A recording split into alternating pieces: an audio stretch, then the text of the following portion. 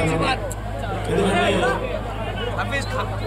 డబ్బులు ఇస్తే ఇవాళ రేపు కలిసి కానీ కుట్టు మిషన్ ఇస్తే అది జీవన ఉపాధి వాళ్ళకి ఉంటుంది.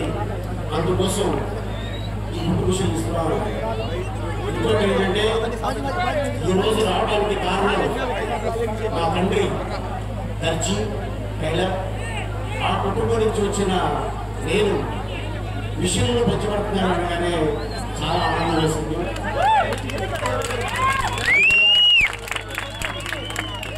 మా అక్క చెల్లెలకి చాలా ఆనందం వేసింది.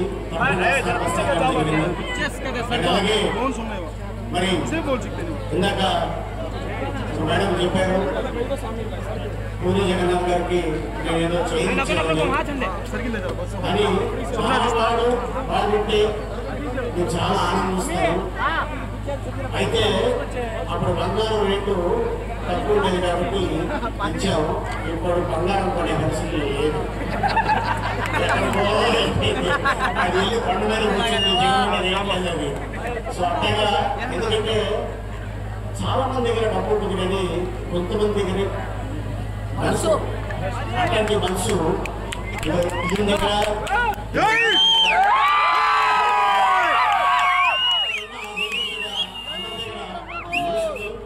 అందుకోసం వీళ్ళు డెఫినెట్గా, ఎందుకంటే 5 ఏళ్ళు నూట్ల వెళ్తున్నారంటే నిజంగా ఆ రోజున వీళ్ళ కుటుంబం బాగుంటుంది, వీళ్ళ కుటుంబం బాగుంటుంది.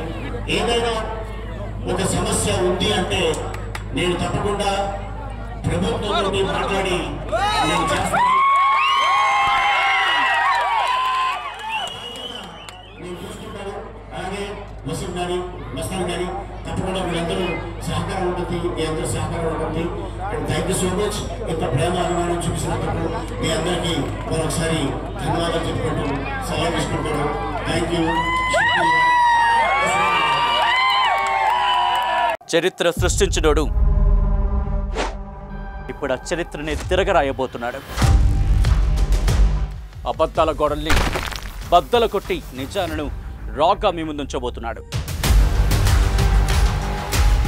నిజమైన వార్తల కోసం వెంటనే డౌన్లోడ్ చేసుకోండి రా యాప్ని.